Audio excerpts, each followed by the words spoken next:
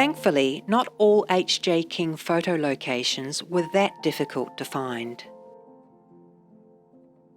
This classic 1912 photograph of Sheffield's main street features in both books on H.J. King. The Tasmanian Revisited authors had also photographed the same location back in 1986. This was a relatively easy photograph for me to replicate during my visit to Sheffield back in 2019.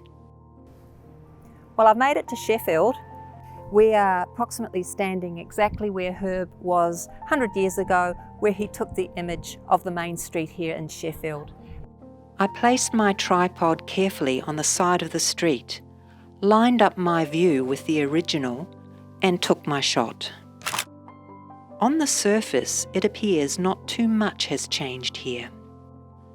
However, the story of Sheffield's transformation is revealed in the detail. Let's dive in for a closer look. The striking York Schmidt & Co. Importers and General Merchant building was constructed in 1882. In Herb's day, it housed the River Don Trading Company and was the main general store in town. Today, the building is locally owned and is home to the IGA Everyday Grocery Store. It is fondly known as the Don Store in reference to its past operators. In the distance, the stark leafless trunks of ringbark trees stand like tragic statues on Vinegar Hill. Today, a healthy forest of eucalypts has regenerated on the once barren hill. A wide, rough, unpaved surface, the main street shows little evidence of motorised traffic. These tyre marks were most likely created by Herb's motorcycle.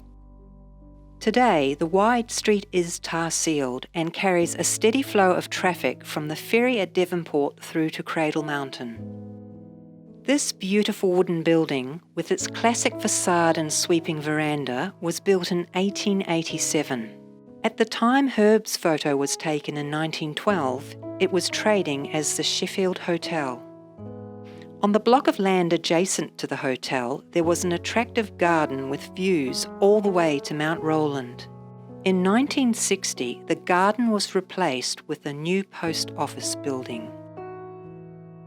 The following year, the council gave approval for the demolition of the old hotel building to make way for a new service station. Caltex trades on this site today. In hindsight, the loss of this beautiful building is certainly a tragedy. A solitary street lamp lights the forecourt of the Sheffield Hotel. A single row of wooden electric power poles run up the street. By 1986, all poles had been relocated to the other side of the road and fitted with standard street lamps. Today, the electricity supply has been moved underground, eliminating the need for unsightly poles and wires. New street lamps replicate the style of the originals, adding historical character to the town. A bullock cart loaded with Hessian bags full of horse chaff delivers winter feed to local farmers. The horse-drawn cart that follows is stacked with firewood destined for local homes. Today, big rig trucks rumble through the main street of the town. Ironically, the real story of Sheffield can be found right here on the western wall of the oldest shop in town. The local draper, grocer and ironmonger, Vern Padman, has painted his name in large bold letters on the wall. By 1912, the painted letters are beginning to fade. By 1986, the wall has been completely painted over. But things were about to change in Sheffield. The western wall of this building now showcases the stunning Fourth Falls mural painted by John Lendis in 1990.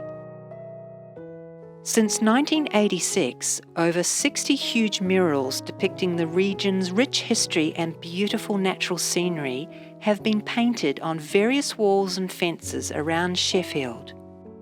The murals now attract thousands of visitors per year and have transformed Sheffield from a rural support town into a must-see tourist destination. If only the walls could talk. I wonder what secrets they'd tell.